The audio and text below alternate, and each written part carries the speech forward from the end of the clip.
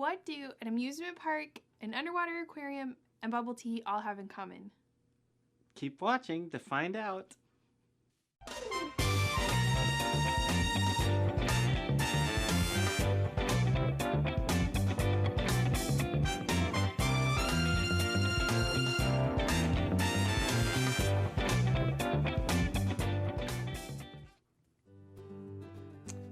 Hello, it is Around the World with Joshua and Alyssa, episode 112. And today we're going to show you another favorite place here in Minnesota, actually maybe one of the ones we visit the most. And that is Mall of America. Now I know from this picture you can't really tell that, but that's because I couldn't find my picture of the outside of the building. Oh. So this is inside the building. One of our favorite things to do at Mall of America is Bubble tea! yeah, cha time. There are two of them in the mall, and we love to go there on Tuesdays for Double Punch Tuesdays and get our bubble tea. So a little bit about Mall of America. It is called Mall of America because it is basically the biggest mall in North America, or the United States, I suppose. And it was built 30 years ago, I think, around there. Or 40 maybe.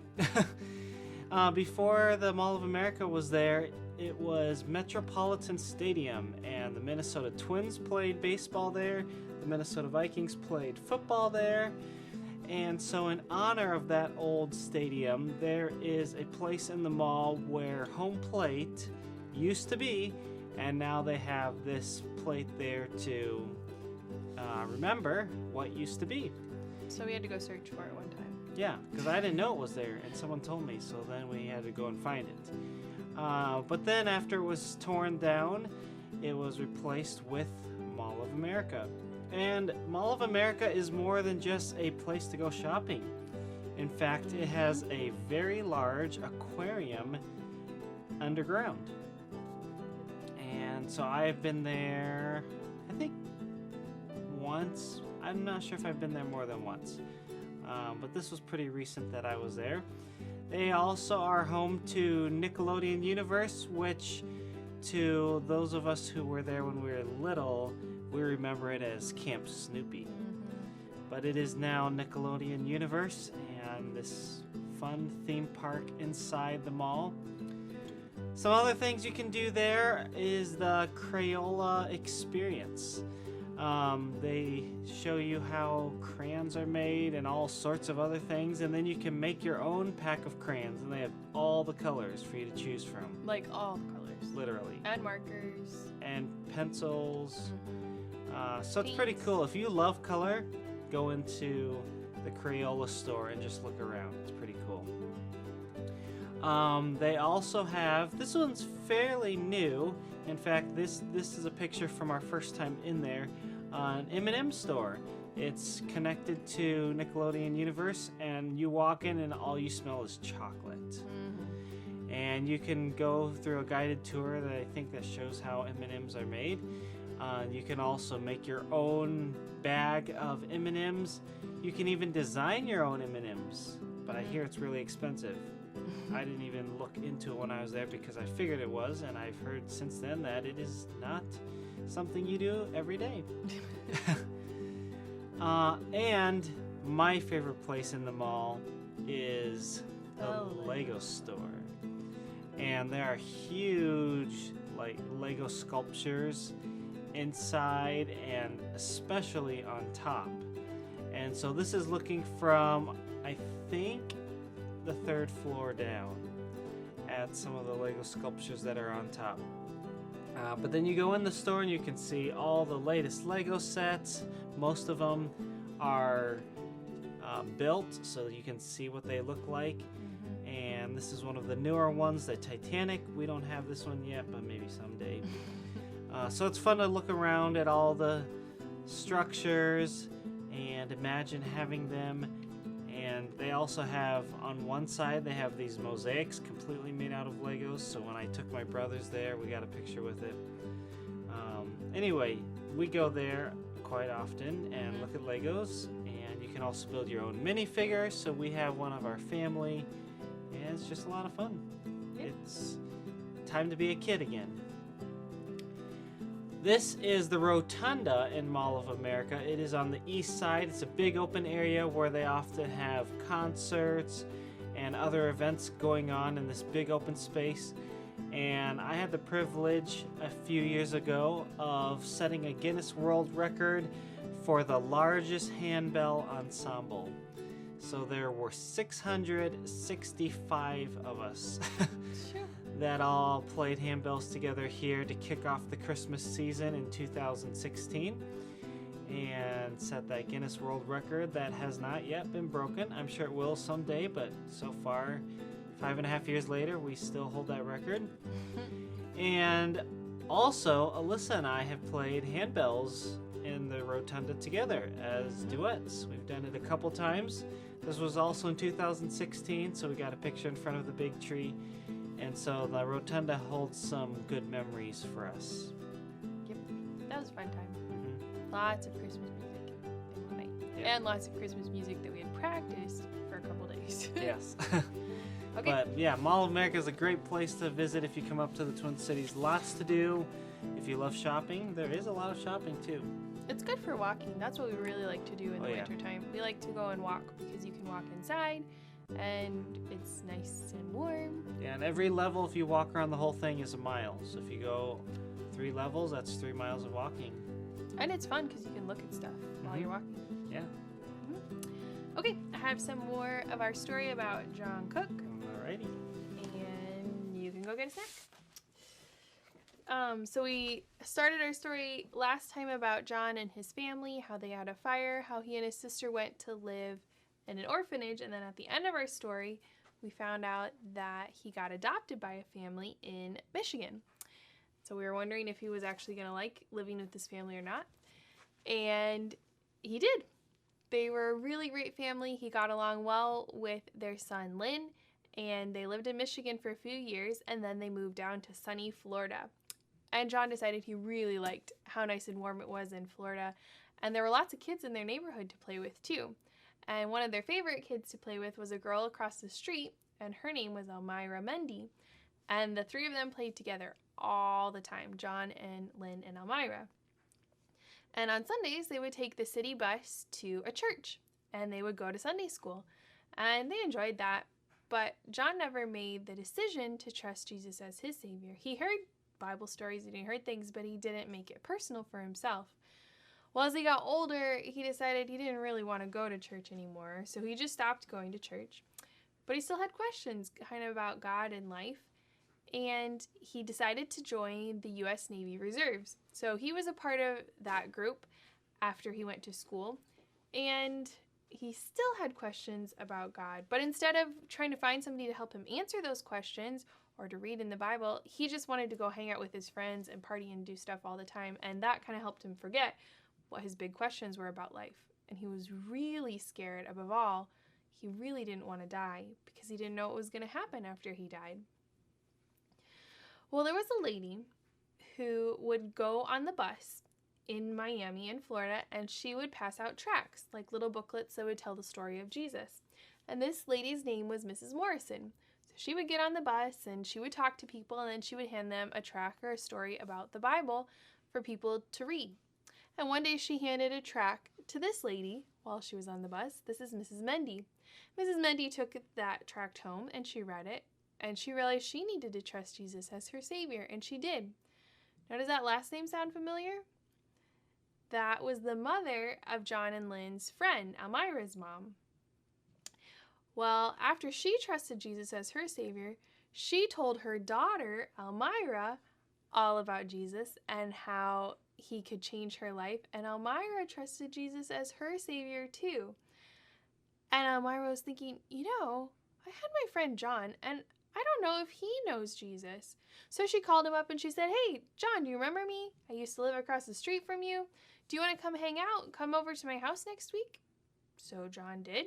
And Elmira went on a walk with him, and she told him right away how Jesus had changed her life and how she had learned about him and how she could have salvation, and she had hope forever of a home in heaven one day when she would die. Now, isn't that really cool? This lady told Elmira's mom, who told Elmira, and Elmira told John. You know what? It takes just telling one person at a time to share the gospel, and look at all these people that got to hear the good news of the gospel. Can you think about the first person who told you the good news of the gospel? I remember hearing it at Sunday school when I was little, and I remember hearing it from my mom when I made the decision to trust Jesus as my Savior, too. Well, John listened to what Elmira said, but he didn't think that he needed to trust Jesus at that time. But he and Elmira began to do things together. They would go to small group Bible studies together. They would go to big youth rallies, Youth for Christ events, and they would go to singing parties and stuff. And always John would hear the groups get together and they would sing songs about salvation and they would pray. But he still didn't understand how all of this worked together. Well, one night he went to a service, a Youth for Christ service, and the speaker sat down with him afterwards and talked about some verses from the book of Romans. And John realized that he was a sinner and that he needed a Savior. And in that moment, he understood that Jesus was his Savior and that he could have a relationship with Jesus and be able to get to know him better.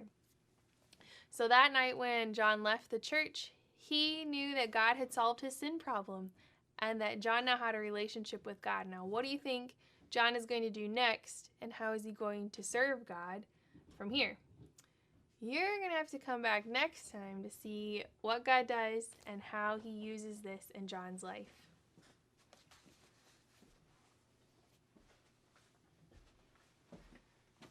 Whew. Barely enough time to get a snack. That was a lot of time to get a snack. Yeah, but it was still fast. Oh, sorry. Depends on the snack. Okay. That's the truth. Today we're going to tell you about my brother who just went to Arizona, like this week. Oh, yeah. And so we're going to tell you about what he's doing down there and how he is serving God this summer. And so there is a picture of him. And he left on June 6th. So that would have been, Tuesday or Wednesday, something like that. Mm-hmm. And it was a 23-hour drive. Phew. Good for him. That's not something I could have done. But he did it. And so just a little background on why he decided to go there. Last summer we told you about the Mason City team that went down to Arizona. 6 from Mason City and my aunt from St. Ansgar. They went to Grace Baptist in Scottsdale to do a missions trip. They did a summer school refresh, kind of like VBS, but also some other things. They helped build ramps for the church, helped with cleaning and organization, and then they also had a little time to tour some of the area, including the Grand Canyon and Sedona. And so this year, Jesse decided to go back and do a pastoral internship. And so along the way, as he drove out, he made some stops. Kansas. Yeah, so he took pictures at the Kansas border. Here's the New Mexico border. Oh. Here is the Texas border. All these places. He also went and saw the Petroglyph National Monument, which is really cool. And I can't remember exactly what this place was, but he basically got a very long or very quick field trip as he headed out west. He also got to see the Jesse James Homestead, and my dad really is into Jesse James, and so our family kind of is interested in stuff like that, and so Jesse made sure that he stopped and went to the museum, took some fun pictures. And let's see, here is this the Missouri Yep. sign? So I don't quite have them in order. But anyway, he finally made his way. He got to Scottsdale, Arizona just a few days ago here.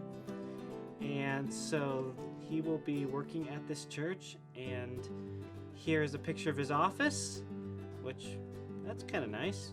You're an intern, you get your whole office space for a few months. And Oh, look at that cute picture of your family on his computer. I know, right? We look so nice.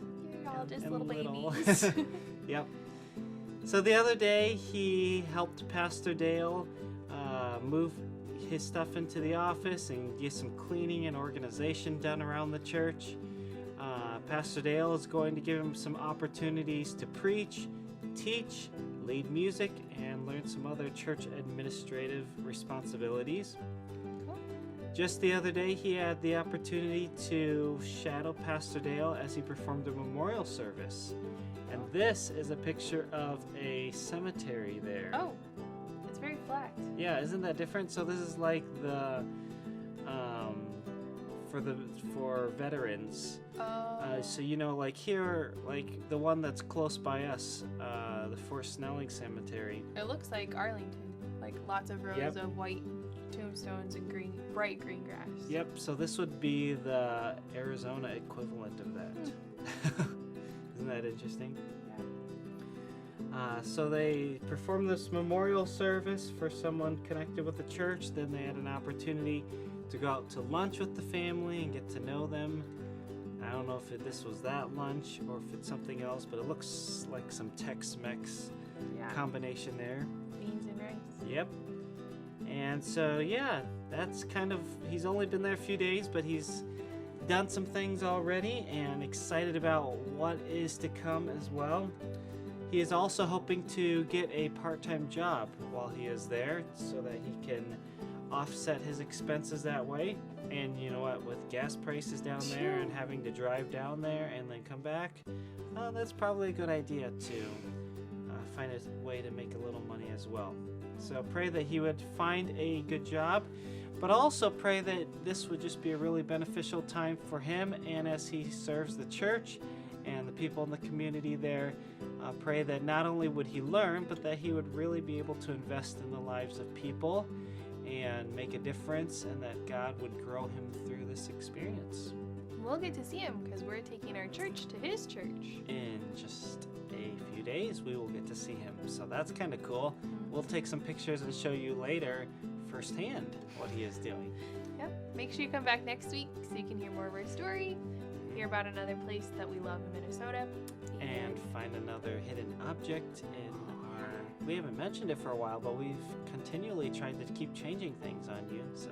Every once in a while we mix it up and we forget something, and that's the hidden item too. That hasn't happened too often. Every once in a while. Yeah. So anyway, yeah, thanks for joining us, and we will see you next time. Bye. Bye.